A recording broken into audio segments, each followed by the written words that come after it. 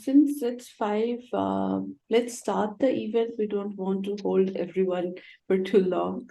So I will just first give you a little background about this. Of course, welcome everyone to this webinar, which we have organized to celebrate the International Open Access Week 2023. I'm Momita and I'm a research fellow at DST Center for Policy Research at ISC Bangalore. This year, this 2023, is the 60th year of celebrating International Open Access Week, which is a worldwide event that highlights the importance of open access to information and scientific research. This International Open Access Week is about encouraging more accessibility and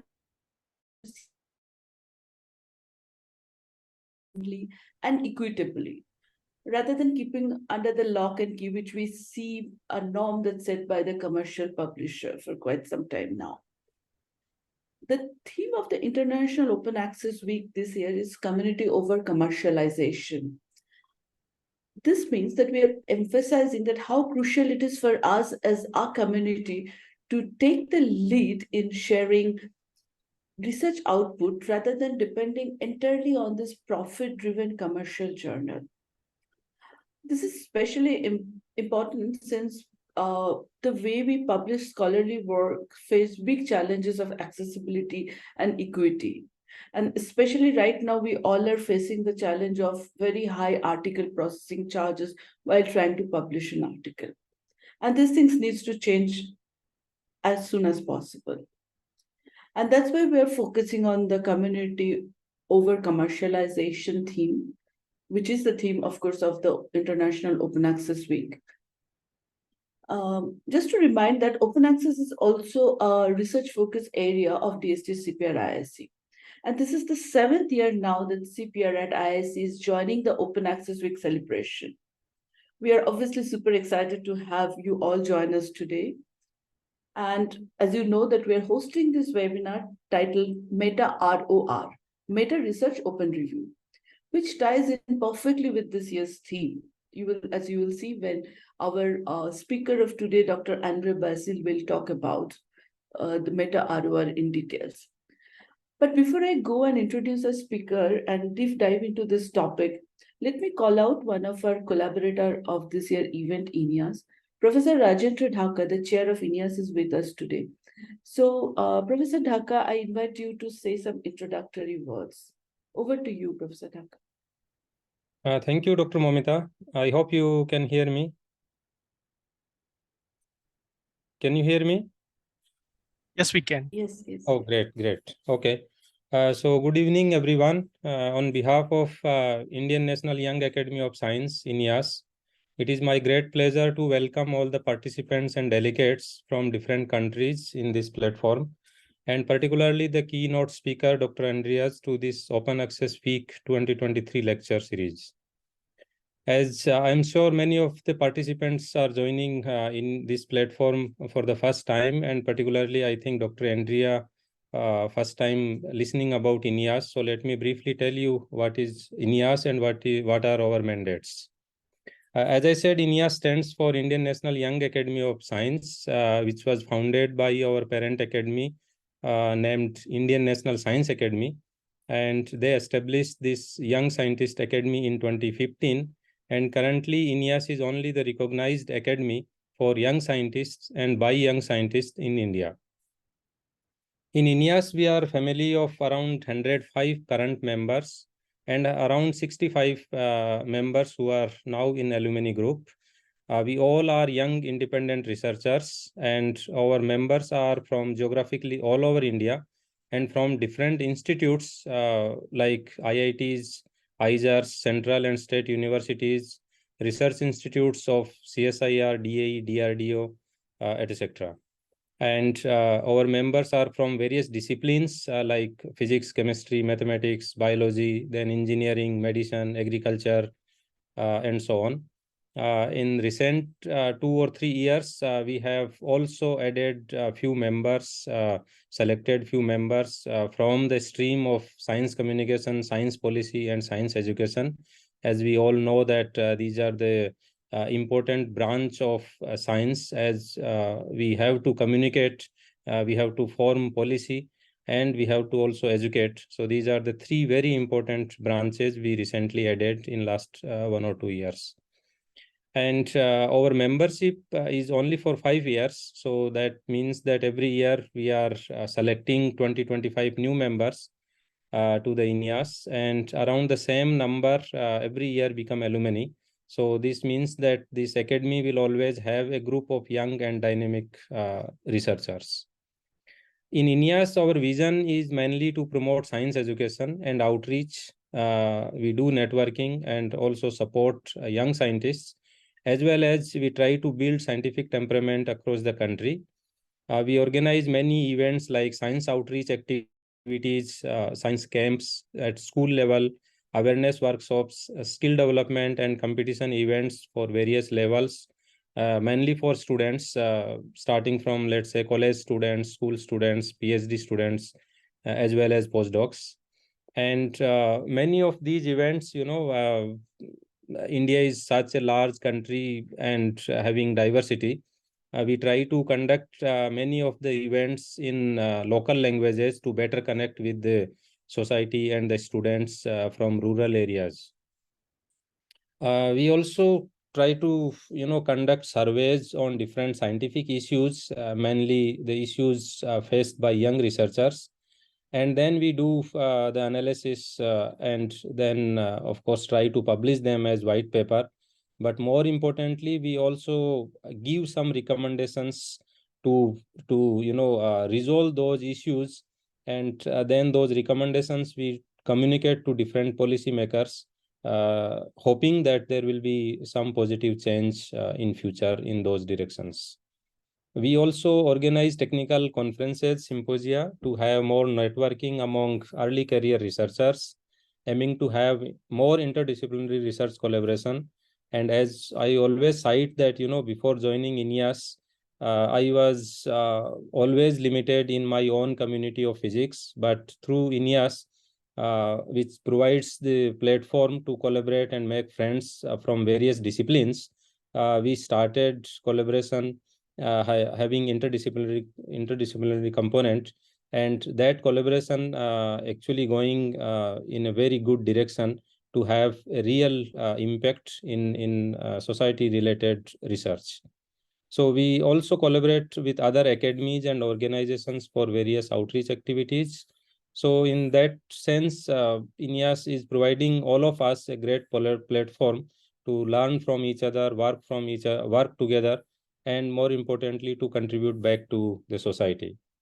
And in last 1 year, India's G20 presidency provided a golden opportunity for the entire country, basically. But I would say that to INEAS, in showcasing and deliberating the indigenous apprehension of scientific and technological upfronts in the past decades, and also communicating the newly conceptualized notion of research fields that Indian researchers are willing to undertake in future.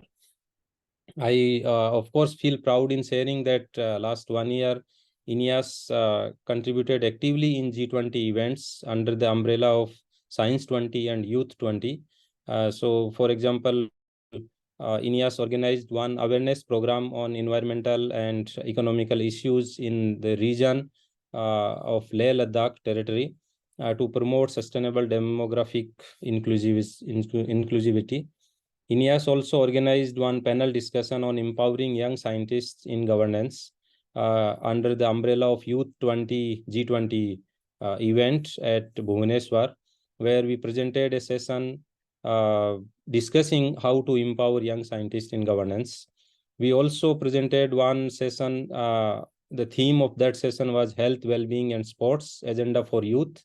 That was discussed under the Youth 20 G20 umbrella in the pre-summit at Leh Ladakh.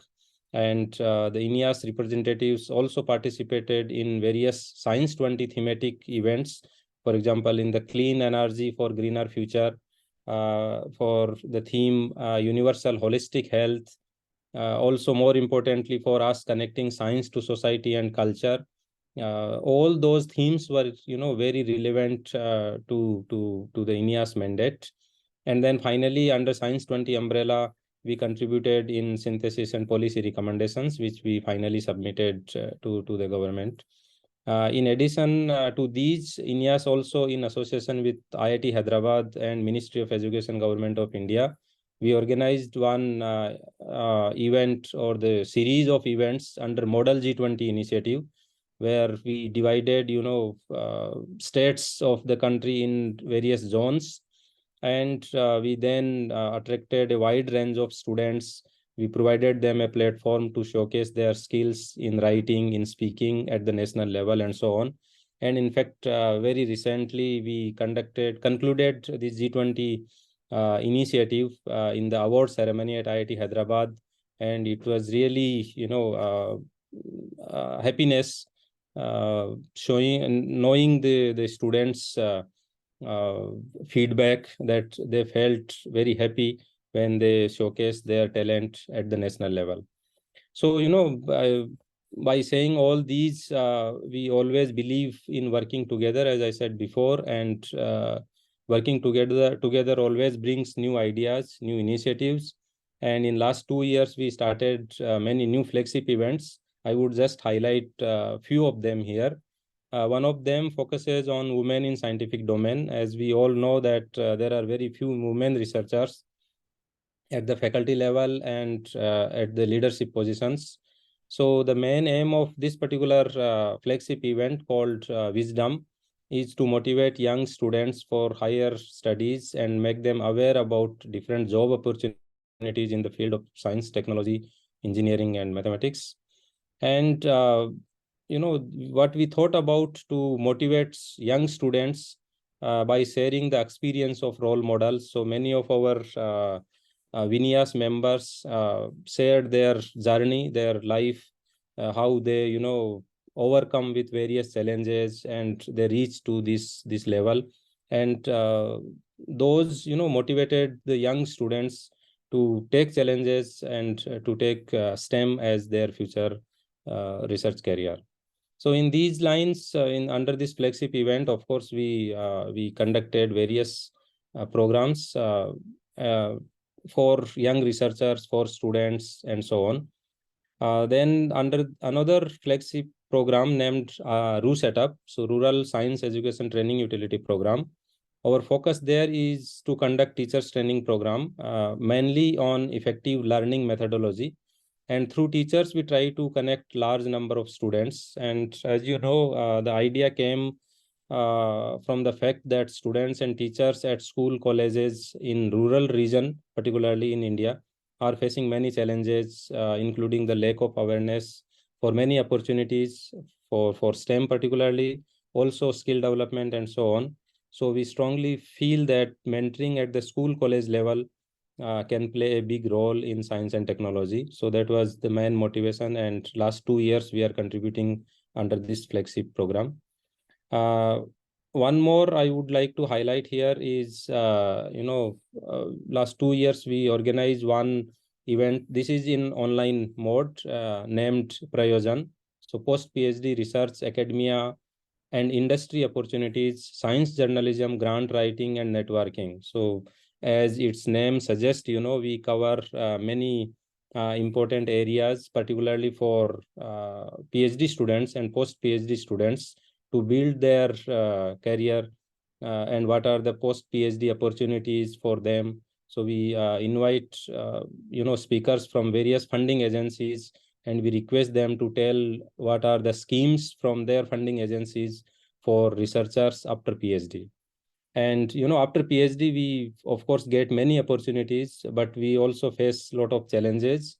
And one of them we are trying to, discuss here, and I thank organizers and particularly Momita for organizing this particular lecture series on this very important theme, which is open access, open science, because we know that, this is very important for all the researchers, and particularly for young scientists. Once we become senior level, we can still, try to manage some fund from various sources which we can still, pay for publishing open access, but particularly for young scientists, where we are even struggling to arrange the fund for our own research, and at the same time, if we have to secure the fund to publish our work as open access, this is a big challenge.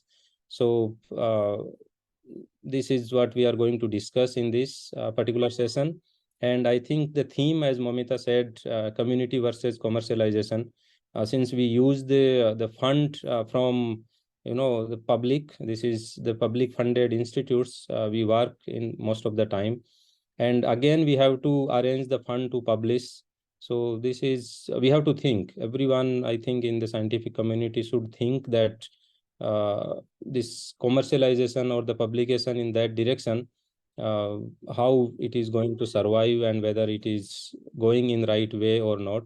So I'm sure with this active discussion, active participation from all of us, this event will have a fruitful outcome, and more importantly, recommendation for different publishing agencies. So with this, I stop. I thank all of you, and I welcome all of you on behalf of INEAS to this particular event. And I thank particularly Momita for taking this initiative, collaborating with INEAS, and discussing on very important issue, particularly for young researchers. Thank you. Thank you very much, Professor Dhaka, for setting the stage already that what exactly we're going to discuss. And I won't take any much more time, but rather I would introduce our today's speaker. So our speaker is Dr. Andre Brazil. He is a researcher at the Center for Science and Technology Studies, CWTS, Leiden University. Focusing on a national evaluation, his research focuses on national evaluating system, scientometrics, scholarly publishing, open science, responsible research and innovation, and diversity in science, especially concerning multilingualism and geographic inclusion.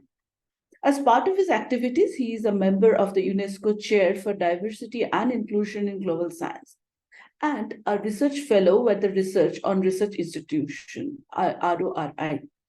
Andre is also affiliated with Brazilian Agency for Support and Evaluation of Graduate Education. I don't want to take up much more time introducing Andre because we're getting late, I believe. And Andre, it's over to you. And we are very excited to know about this new platform. Thank you very much, Momita. It's a pleasure to be with you today, introducing this concept and this effort that we have with MetaROR, and going a little bit beyond considering what is the essence and the proposal behind the event of this Open Science, Open Access Week. So I'm going to share my presentation, share my screen with you. Okay. Oh. Yes. Okay, I hope you can see my presentation. And so we're going to discuss MetaROR, the Meta Research Open Review platform that's right now being developed by a consortium of different institutions. So MetaROR is an effort, especially from RORI, the Research on Research Institute, that's actually an international consortium of different institutions from over a dozen different countries, and working together not only research institutes, research performing organizations, but also research funding organizations. And we also have a partner with Amos to help us develop this platform. And just to get a sense of who are the people behind this effort, so from the RORI side, so there's me from Leiden, focusing mostly on science policy and scientometrics. We have also Wolfgang Kaltenbrunner, Ludo Waltman, also from Leiden. Then we have Stephen Pinfield from Sheffield University, and James Wilsdon from University College London. And from the AMOS side, so the Association for Interdisciplinary Meta Research and Open Science, we have Adrian Barnett from QUT, Jennifer Byrne, and Alex Holcomb, both from Sydney University, Jason Chin from ANU, and Simin Vazir from Melbourne. So it's a very international group working at very different time zones. So imagine the challenges to get us all together for different meetings and to collaborate on the project. But then we have also a very diverse set of approaches. But of course, we are all linked to the same perspectives, mostly with the perspectives on research.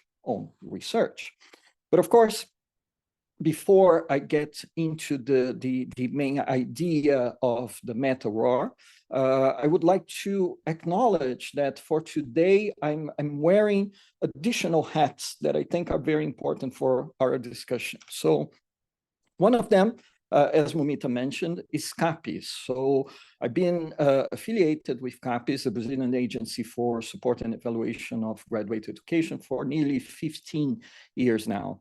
And during this period, I focused there mostly on research evaluation and funding perspectives. And also, this agency is one of the main leading organizations in promoting and developing open science and open access in Brazil. And more than that, we know that Brazil, together with India, is part of BRICS. And the reason for that is, of course, quite understandable. We have similar realities in terms of developmental challenges and especially in science, I would say, the struggles that we face to find our place in the global arena of science as a whole. And another hat, as Mita also mentioned, I am a member of the UNESCO chair on diversity and inclusion in global science. So this is a chair hosted by CWTS and led by Ismael Raffles, that many of you probably know. So together with Ismael, Rodrigo Costas, and Ingeborg Meyer, we work on trying to expand our concept of global science so we can have more diversity in it, more inclusion. And when you talk about inclusion, it's also in the sense that there are very important lessons that we have from the global south that sometimes are not being heard by the global north. So it's important to have kind of a co-learning perspective where we can get this all together. And with this in mind, let's continue with the UNESCO perspective to start talking about open science. So as you know, recently we had a UNESCO recommendation on open science where some of the more traditional approaches to open science have been expanded. So we have different pillars to open science as we see them now. So in the case of the UNESCO proposal, we have open scientific knowledge, we have open science infrastructures, we have open engagement of societal actors, and we have open dialogue with other knowledge systems that would include marginalized scholars, that would include, for example, indigenous peoples, and so on. So the whole idea is that science is about not only access, it's about understanding, it's about communication, it's about engagement, it's about co-creation, and so many other aspects that today are kind of determining the future of what we expect science to be. And this is a very important perspective in terms of future, because we need to adapt, we need to adjust, and we need to be on board with the initiatives that are taking place. And they are very important, especially for us in the Global South, talking as someone originally from Brazil, even though I've been living in the Netherlands for the past 5 years. But then when you talk specifically about the open access, that's the goal we have here today.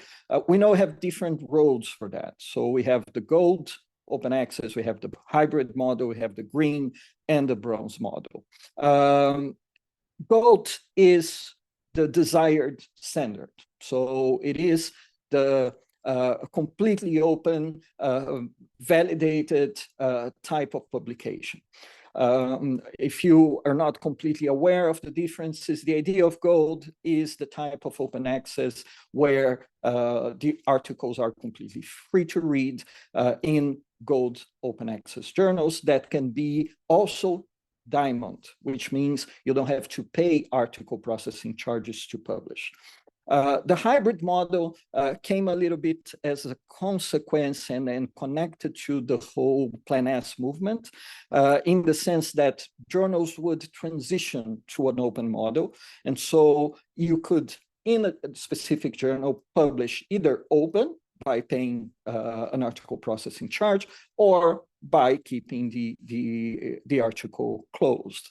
The bronze is a little bit of a weird perspective on that because it's opened by the publisher. So it means that if the publisher wants to open an article that otherwise would be closed, and we saw a lot of that happening during the COVID pandemic, so many closed articles that could be relevant for research were opened by the publishers to make access easier for researchers worldwide. But you don't have a lot of control, and it's only the publisher decision, and something that is bronze today may not be bronze next year. It might be closed again. And then you have green, which was the kind of author perspective. So we publish our preprints and have them open, even if in versions that are prior and before the final versions that we would have in a journal, okay? But then you have these different roads to open access. And then when you talk about gold, you start having problems.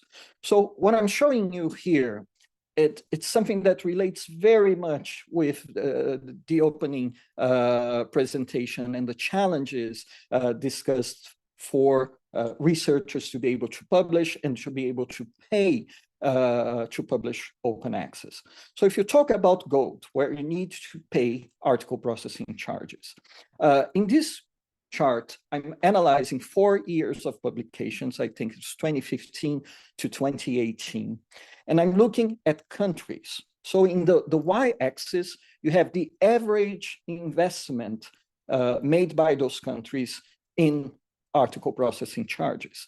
And in the x-axis, we have the mean normalized citation score. So the mean normalized citation score regarding the different publications. The size of each marker represents the number of publications from those countries. So you see that India is quite in the middle, a little bit to the right of the one line of the MNCS. And that means that in terms of impact, the impact of the open publications from India are around world average. So you're doing much better than Brazil. I highlighted here the BRICS countries for our reference. So Brazil is not doing very well. We're below 0.6, so it's 40% under what we would have in terms of world average. And then you have the investment. So what you can see in the case of India is that the average investment on APCs, and these using the Web of Science database, it's around $1,700 US dollars in the case of this measure. But this is not really fair, because the reality is that $1 means very different things across different countries. And to pay $1,700 in the case of India, it's not the same as it would be in the case of the US. So let's see what happens with this chart if we normalize it by the purchase power parity index from OECD.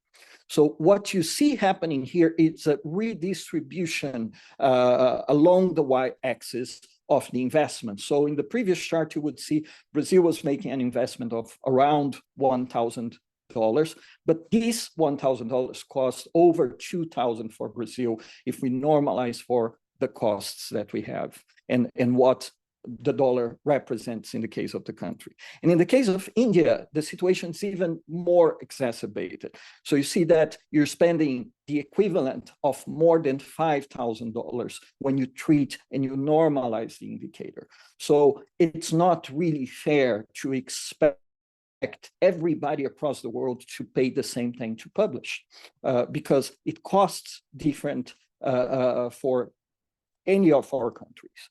And so this is something that we have to keep in mind. And then what happens is that the publishing environment does not recognize those differences. For instance, this is a guest post from a few Brazilian colleagues that was published a few months ago in the scholarly kitchen to discuss exactly the article processing charges as a heavy burden for middle-income countries. So they're talking here about Brazil, and they're talking here also about India. What you see in this post is an analysis, for example, of the waivers that most publishers offer for publications according to countries. So this one is based on the Research for Life model that's practiced by publishers such as Wiley, PLOS, Elsevier, Sage, and so on. And what you see is every country that appears in blue here, they have a full waiver. So means they are exempt from paying APCs to publish in journals belonging to those publishers. The orange means a partial waiver of 50%. So you have a discount on the APC cost, and all the other countries in gray don't have rights to any sorts of discounts, and this includes Brazil and India, as all the other BRICS countries as well. And if you look at the World Bank model, the situation, it's a little bit different. It's practiced by Springer Nature, Taylor and Francis, for example. But then we have here, in blue, the countries that have full waiver.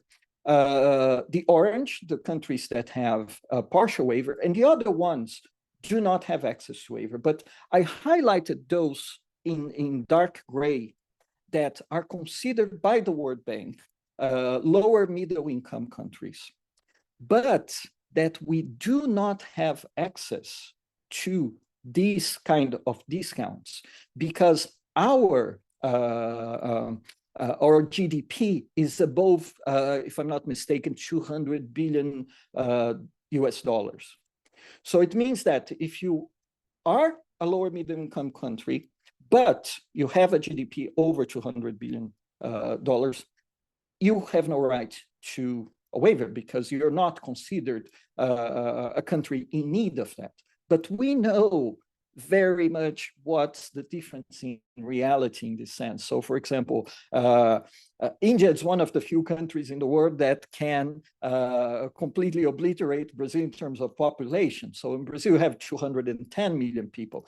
And so if you have a GDP to divide for those 210 million people, and you think about GDP per capita, Brazil would deserve access to waivers. And so it's the same case for India, because of the population, because of the distribution of this GDP that they treat as like a dry cut to say who has the right, who doesn't have the right, then we don't have access to the discounts that would make our lives much easier, as it was discussed in the introduction. So this is one of the reasons why we need to start rethinking processes of openness and rethinking publishing processes where we don't establish barriers for our research to be communicated in the proper journals. So with that, we have a little bit of the idea for MetaROR. So MetaROR is an initiative specific to research on research. So of course here, I'm not talking about all fields of science. I'm talking about one initiative among many that I will discuss in a minute, but that treats specifically the journals that are in this community of research on research. So this is a map of those main journals and how they are connected, how they are linked to each other through citations, through similarities in the different research. And you can see a few ones that are highlighted, for example, Centrometrics, Social Studies of Science, and so on.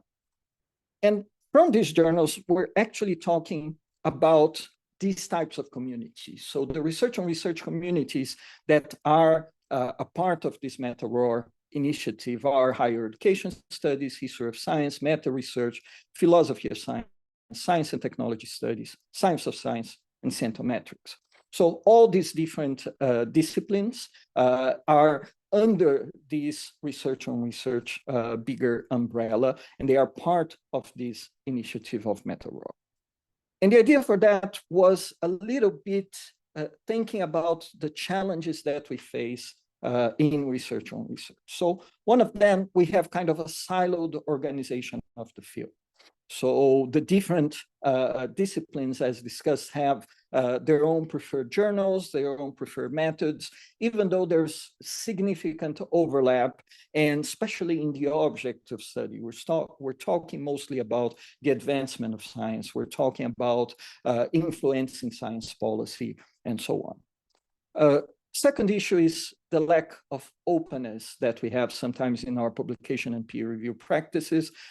We know that not only from research on research, but through the field as a whole, the whole debate of what is predatory, what is legitimate, and how the whole process sometimes happens closed with the peer review, with the long time that it takes for us to publish any paper in a journal. So, and then we have, of course, pressure on peer review that slows down dissemination of new knowledge.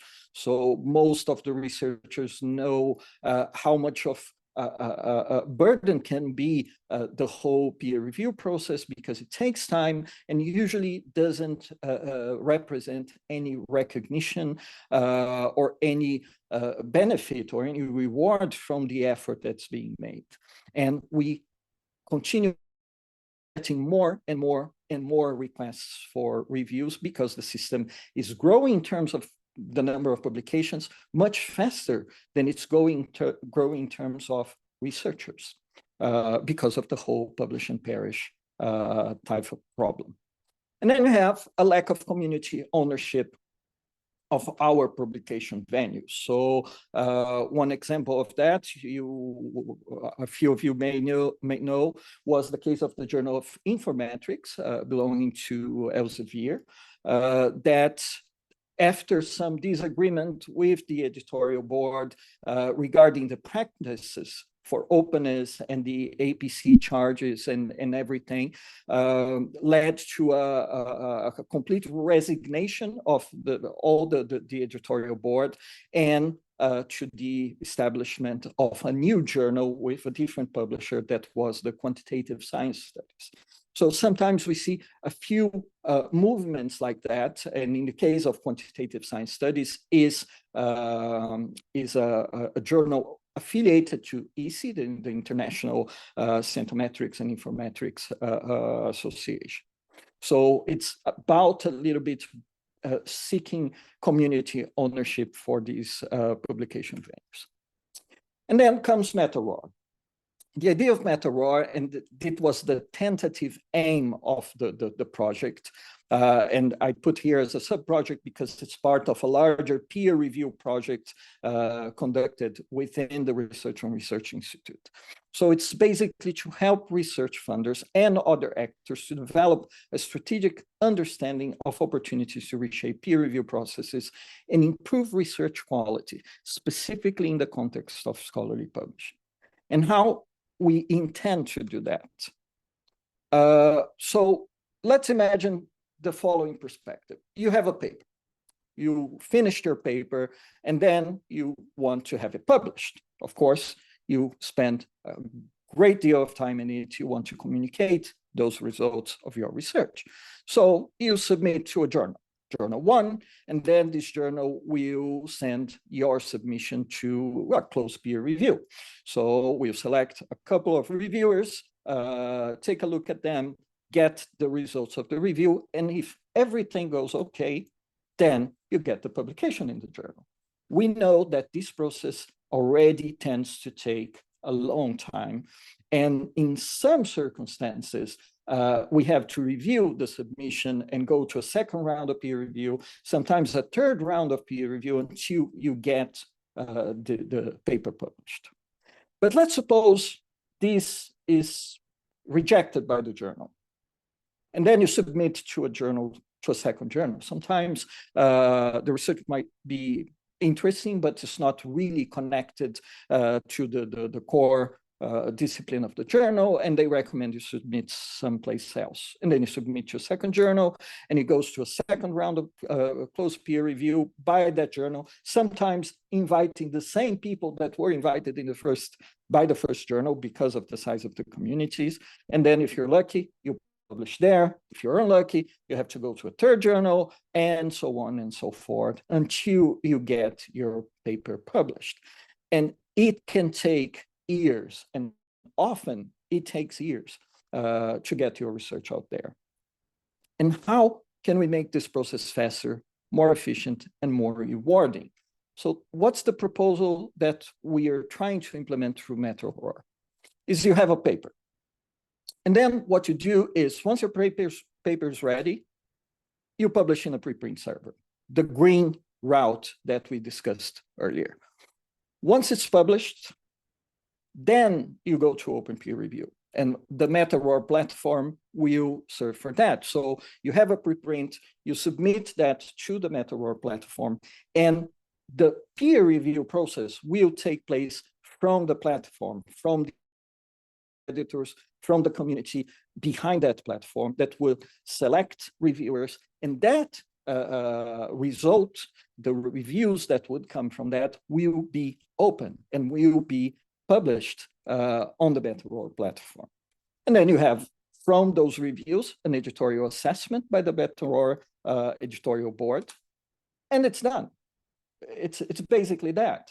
So what happens is you don't need to publish in a journal. You already have the preprint validated by reviews and validated by editorial assessment. And if in any case, the reviews point to flaws in the original publication, a second version can be submitted, a second round of open reviews once again can be performed, and eventually you can have a kind of a quality seal from the editorial assessment saying, okay, we agree that this research is mature enough to be considered running its course, so to say.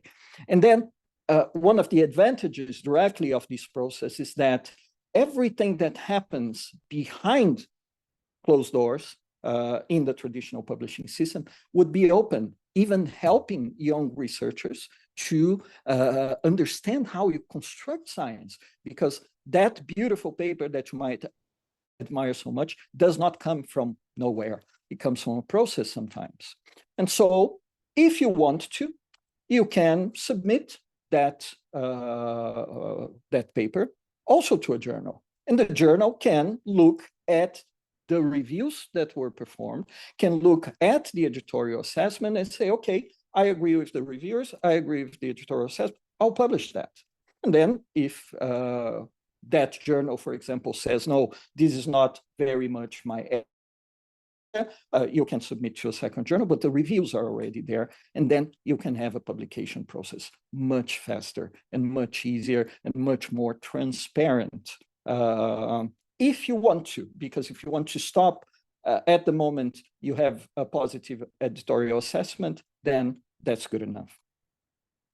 And so just to summarize that, the whole idea of the meta research open review would be you publish, you review, and then you curate.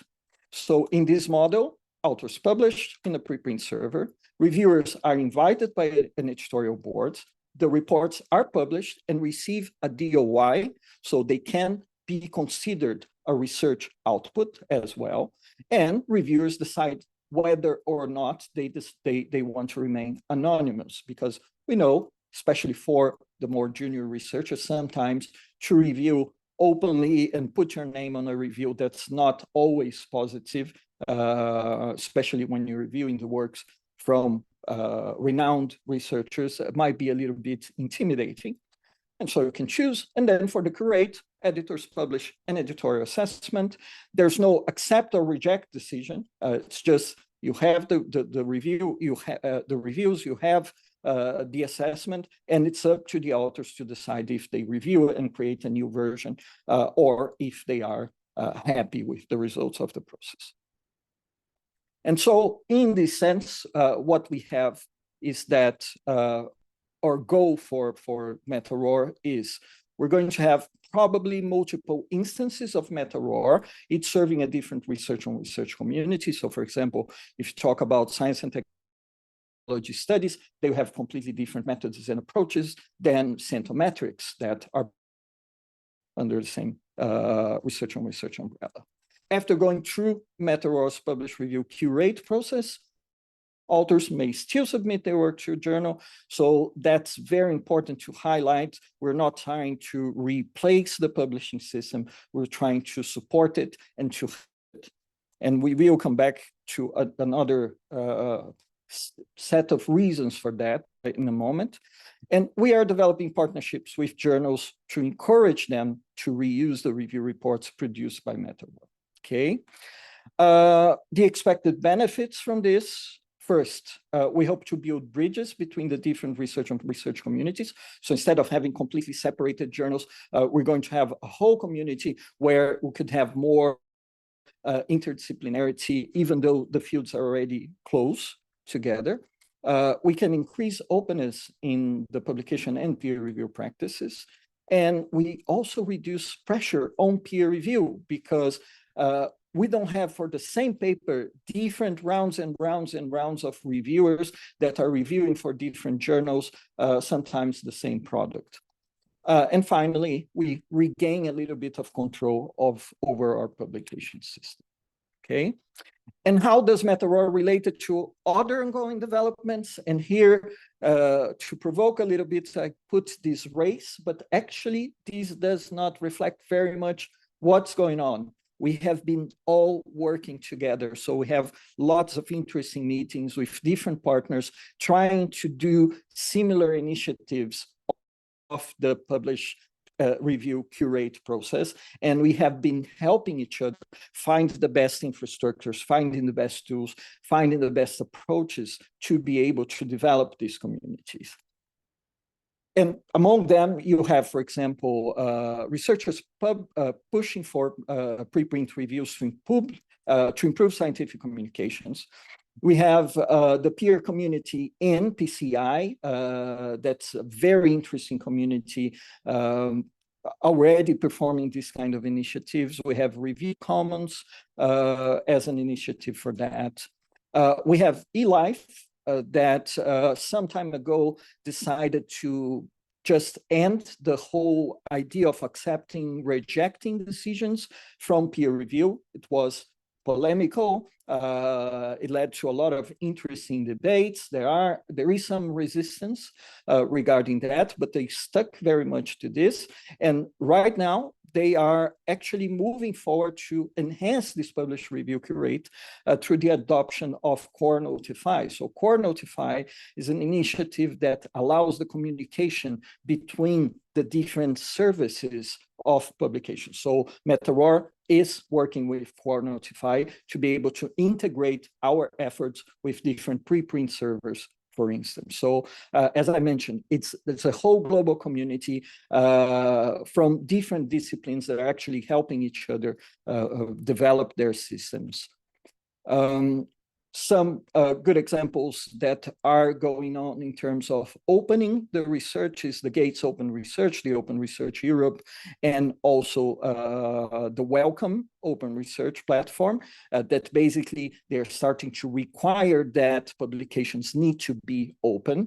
Any result from funding that comes from these organizations has to be openly available.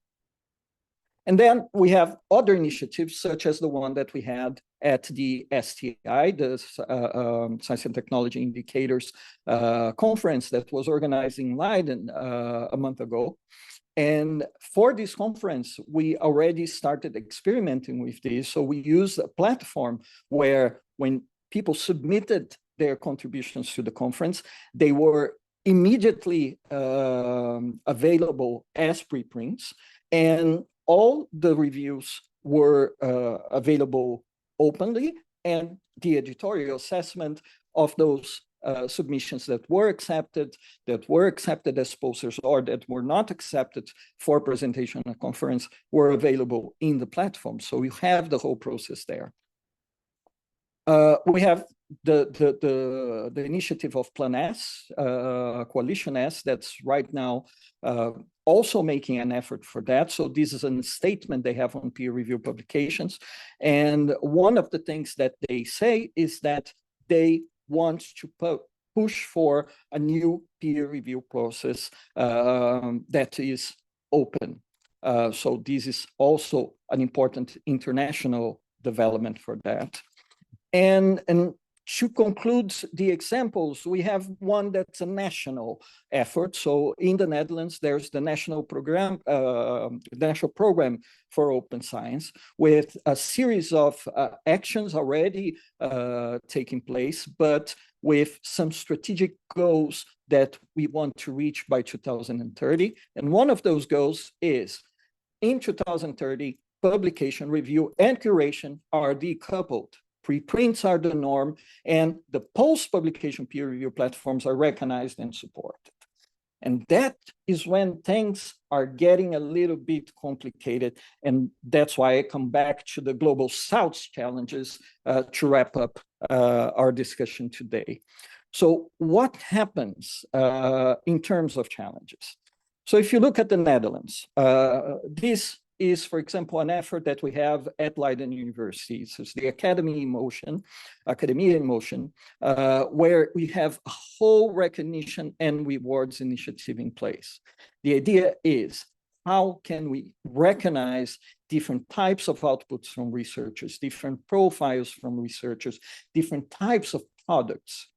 So this is an important effort that's aligned with a national initiative, also aligned with European movement. So one thing going on in the Netherlands is the program recognition and rewards that strives for room for everyone's talent.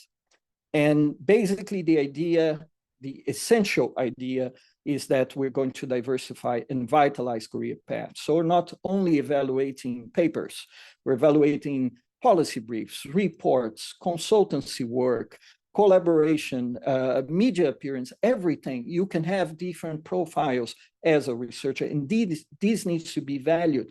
We cannot only keep looking just at the traditional publications that we have. And this leads to a possibility to achieve more balance between individuals and the collective. So we're hoping to evaluate team science. We can focus on quality. We can stimulate open science as a primary objective of this program, and we can also stimulate academic leadership. And then from that, I go to the Brazilian initiative on how Brazil is trying to do that. So in Brazil, we have a quality system. What happens is, we understand that it's very difficult to evaluate a researcher and to evaluate the results of the researchers. So what happens in this sense is that Brazil created a system where you collect the information from all the research units in the country, so nearly 5,000, spread around 450 higher education institutions. And so we're able to create our own classification of journals, of books, of technical, technological production, of artistic production, and even events, in the case of conferences, for example. And this quality system, it's very important because of a coverage problem that I know India suffers as well. So these are the open journals that are used by Brazil to publish. You see that around 80% of those journals are not indexed by Web of Science. So if you're using metrics such as the impact factor, you're ignoring those publications that often are in local language, are in Portuguese. And you have a minority of those journals, only around 20%, that are indexed in these main databases. And some of them with article processing charges that are very high. And this means that open access papers need to be valued differently. So this is what Brazil does. So in each of the lines, each of the rows, you have the cost of APCs paid to publish the articles. And each of the columns represent a strata of the Brazilian classification. So if you look at the first one, at the top 12.5% of the publications valued according to peer review committees, you see that there's a lot of publications that are in local language, Portuguese specifically, because we don't have a lot of Spanish as outputs in Brazil that would fit into the order here. But you see that there's a lot of things that are considered to be of quality by peer review committees that are not indexed. And this is important for us to analyze. Before how we could get involved in MetaROR, just a reflection, that's something that we need to think. It's a platform that allows open peer review and that allows easy preprinting and valorization of that can be useful and can be sustainable in the Indian evaluation system. And so to finish, how can we involve different possibilities for authors in the research on research? They can, of course, submit the work to MetaROR and decide whether or not to submit that to a journal. We have already some journals that are partnering with the initiatives such as Centometrics. For reviewers, they can review to MetaROR and contribute to making a peer review system that's more efficient and more rewarding, because they will get their own DOIs for those. For editors, they can either sign up for a partnership between journals and MetaROR or to become an editor themselves. And for readers, they can use the reviews and editorial assessments to understand the strengths and weaknesses of an article. And with that, I open for questions. We were a little bit late on the start, so I had to rush a little bit. Hope everything was clear. But once again, the question, that's the main question, is can we use such a type of platform for the Global South, where sometimes we're still, as researchers, led to publish in the more traditional venues, so our work can be recognized, so we can accumulate the age index that sometimes is still used, even though it's already being abolished in many countries. And so we close. Thank you very much. Well, thank you very much, Dr. Andre Brazil, for your wonderful presentation. Introducing us to the MetaROR platform and how a community-driven platform could, have a significant impact in the change dynamics of publication. So thank you for your time. I highly appreciate. And I would recommend the audience, if you have any question, you could just type in the chat box, or maybe you could raise your hand also. So meanwhile, I would like to invite Dr. Francis 𝐶𝐨𝐿 from IASC if you have any questions, sir.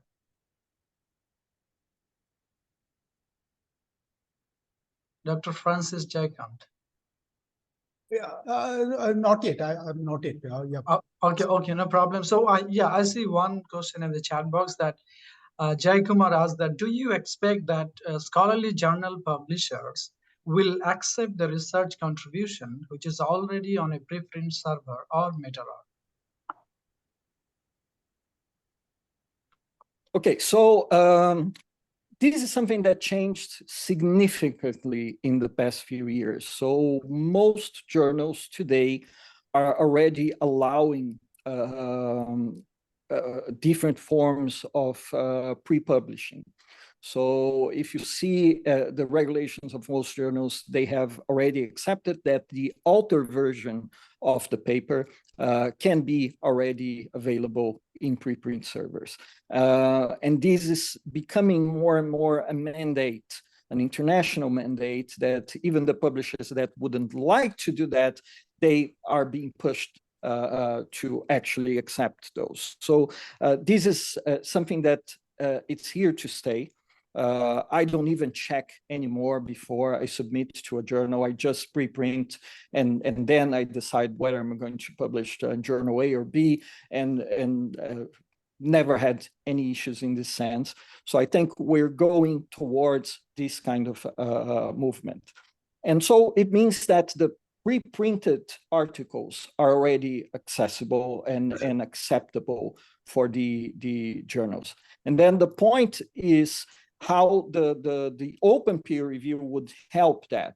So what we have today is journals that are already partnering with the different platforms, in the sense that they have kind of the commitment to accept those papers that are considered relevant, that are considered aligned with their publishing profile, and of course, based on the peer review that's already there. So one thing that I mentioned, for example, is that the authors of the reviews, they can decide whether their review is anonymous in MetaROR. But of course, in the partnership with the journals will have the access of the information of who reviewed. So, and most likely, those people would be the same, they would invite anyway to do that. So we kind of advance the perspective. It's a little bit of a similar experience that I've been having with conferences. So it has been my experience that in the past few conferences that I presented something, I've been approached by editors of journals saying, I liked your paper. Would you like to submit an extended version to my journal? So they already know the work, they already are interested in that. And of course, so they feel there's a connection. So I think this is a little bit of the work that we're doing, and we're very positive about this. Thank you very much. So yeah, there is another question. Vineet Kumar asked that, any plans to collaborate with post-publication peer review systems such as PubPeer? So we have already been in contact with a few ones. I think PubPeer, no, sorry, we have PubPub that's already in contact with us, but we've been discussing with other platforms how to integrate these different methods. So there's only the distinction that usually you have platforms that would have a post review after being published in a journal. So actually it's more kind of a community reaction to the journals, which is absolutely important as well, because we can validate the seriousness and the level of quality between publishing practices, especially right now that we have to deal with so many predatory publications. So this helps a lot. And of course, the idea is to have a whole ecosystem in this sense. So the approach that we're having for the development of MetaROR, and that I've seen with similar platforms like the ones I showed, is kind of a spiral perspective. So the idea is that at each new pass, we expand a little bit the connections and the integration. And the idea is to have a completely transparent type of system using services such as ForNotify, that basically is the same type of push service that we have on our phones, that as soon as we get an email, it immediately pops up on our screens. The same happens. So if you have a preprint submitted, for example, to Zenodo, and that preprint goes to MetaROR, and in MetaROR, it gains a first review. That review is immediately pushed back to Zenodo, that will be able to display that review. And we can do that with other platforms, integrating the whole ecosystem. Yeah, thank you. Thank you for your explanation. So next question is from Anurag Anand. So he asked that, it's regarding disclosing authors' research findings. So researchers may be hesitant to engage in open review process if they feel their research or personal information is at risk. For instance, especially defense research. Okay. No, this is something that relates to another actually dimension of open science, that is what we call the open data, the open code, and specifically to fair data. So data needs to be findable, needs to be accessible, needs to be reproducible, interoperable and reproducible. But a very important misconception in terms of open data and fair data is that accessible means necessarily available. There are a series of reasons why you can keep your data closed, and you only make your metadata, so the data about the data, open. And defense is an important part of that, but there are several other reasons. For example, considering protection of personal information, any research, for example, that deals with interviews, that records people and so on, you cannot just make a recording openly available. So there are circumstances that you can make your data open, but not necessarily immediately available. And a good example of that is census data. Most countries have open census data in the sense that you can go to your institution in the country that's responsible for conducting the census, and then you sit down in a room, you do the study that you want, and you leave the room with an aggregated result of your research. So you have access to the data, but they're not going to just simply send you the microdata of everyone in the country. So there are different ways to deal with that. And of course, in defense is more than excusable to have these kinds of limitations. Thanks a lot. So, I have a question here. So, suppose after MetaROR does the review process, and then an author submit to a journal for publication, and then this journal has a different kind of, systems about open access. So suppose it is not an open access journal and it is a hybrid journal. So what is your take on that? So how it could be managed as an open access? So what you see in most journals, when you go to the regulations of the journals, they will always have some sort of table where they say what's acceptable in terms of preprinting. So in some, you have, for example, the alter version can be preprinted, but the accepted version can't.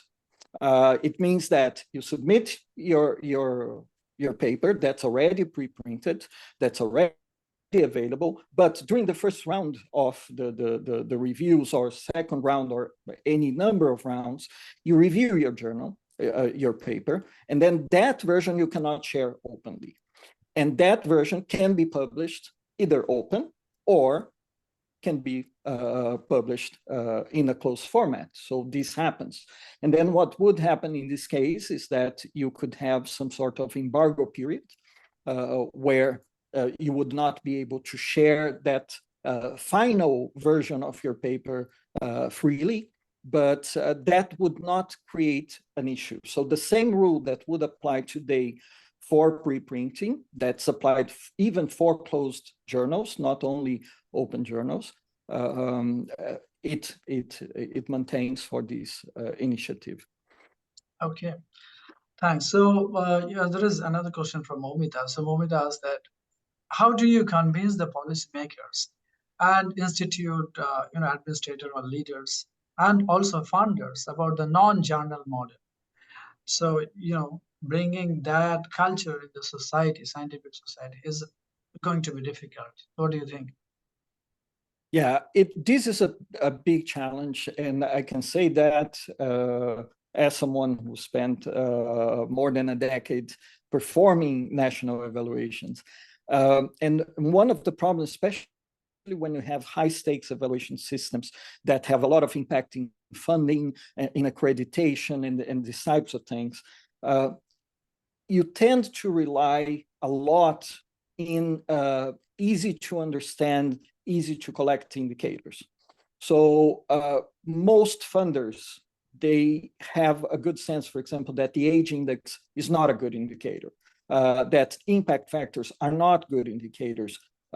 To do the type of work that we want to do, that's to value science in its diversity, to value science in all its different profiles, that could be of regional relevance, not just to expand the frontiers of knowledge. So when you have these kinds of systems, it tends to be very difficult for you to move from something that's established to something that's not as well established, that needs to be approached from a more qualitative perspective, or especially something that can be gained by the community. Because we know that once you have metrics, people start chasing metrics as a priority. So that is a significant challenge. And I think, and it's one of the things that I love about working with the Research on Research Institute, is that this is something that we can only tackle from a co-creation perspective. It's not like researchers knocking on a policymaker's doors and say, hey, I have news for you, you're doing something wrong. And then the researcher, the policymaker would say, okay, so what can I do? And the answer is often, you can do not wrong. That's all you get. But once you get together, the policymaker and the researcher, working pragmatic for solutions, I think it will be much easier.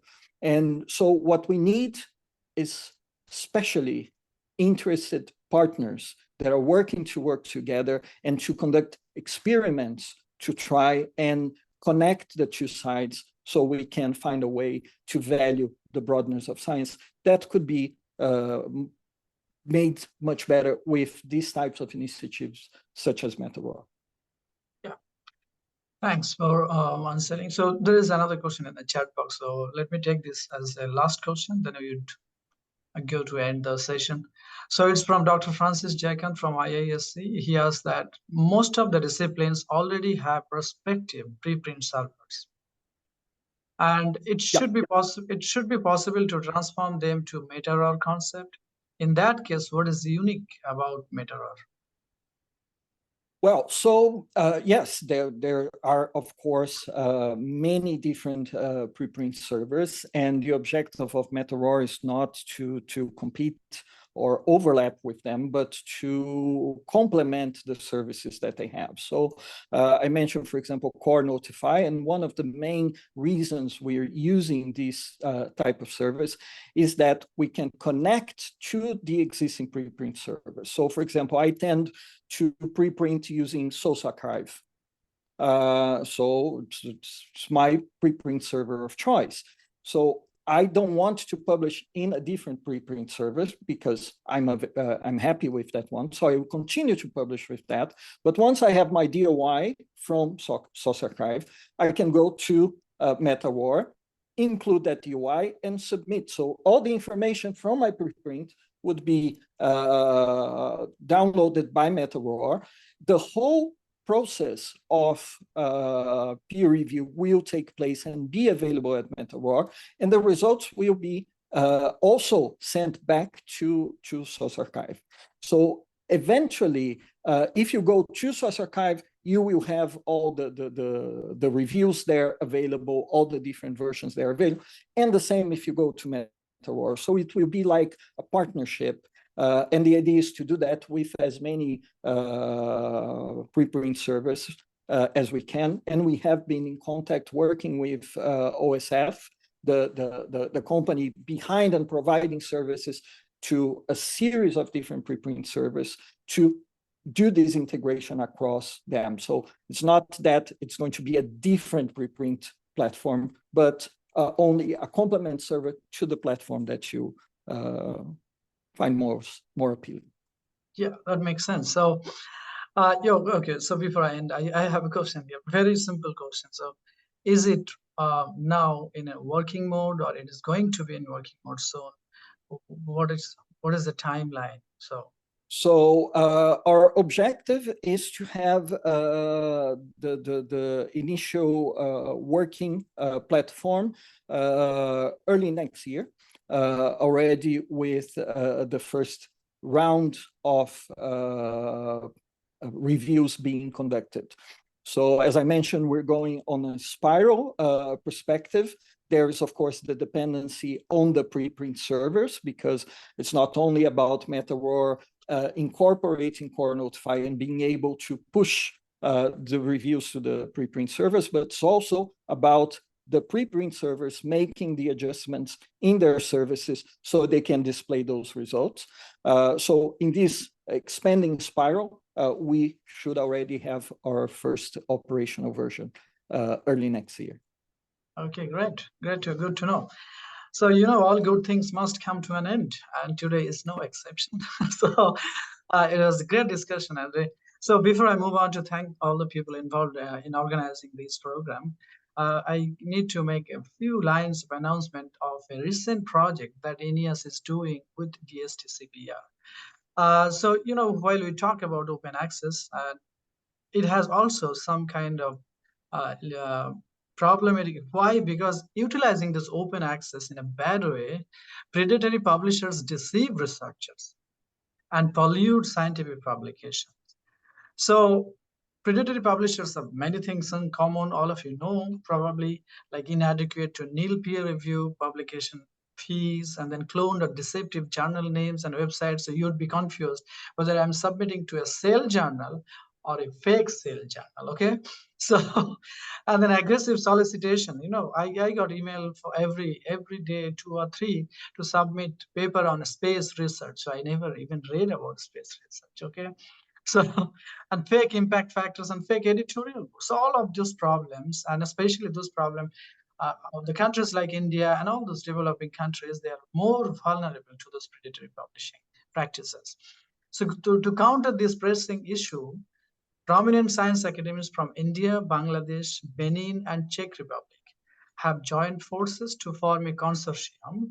So this consortium has been funded recently by Inter-Academy Partnership, IAP, and we will embark on a year-long project. It has a lot of activities to make awareness and also influence policymakers from top to bottom and bottom to up approaches. And the project is titled as Roadmap to Improve Ethics in Science and Curb Predatory Publishing. Its acronym is RESCUE.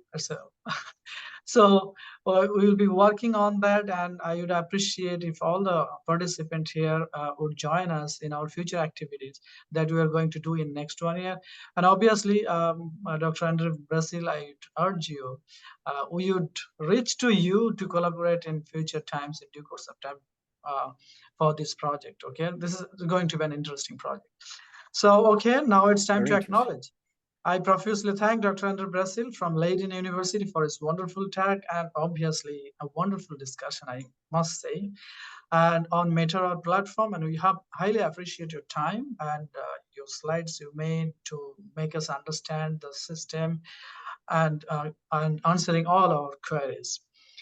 We would like to thank Professor Abhinandan, coordinator of the Center for Policy Research at IISc, for his guidance and encouragement throughout the whole process of organizing this. Thanks to Ms. Subarna S. and Dr. Suryas Namdeo from DSTCPR for their support and social media outreach. Thanks to all other DSTCPR members and especially the pioneers of open access discussion in India, Professor Arunachalam and Mr. Madan Muthu. We would also like to extend sincere gratitude to Professor Rajendra Dhaka, who is the chair of INEAS, for his presence and telling us various activities that INEAS do. Dr. Francis Jaikant from IISc and the members of IISc Library and Center for Society and Policy for their support. And I also must mention here Dr. Sriparna from CSIR IMMT for taking responsibilities behind the lens. Finally, I would like to conclude the session by thanking all the audience for making the session worthy every minute and asking a lot of questions and making it live. Thank you all for a great evening and have a wonderful weekend. Thank you, Professor Andre Brazil, for your time. Thank you very much. It was an honor. Hope to be in contact soon. Yeah. Sure. Good night. Bye-bye. Bye-bye. Bye-bye. Nice evening.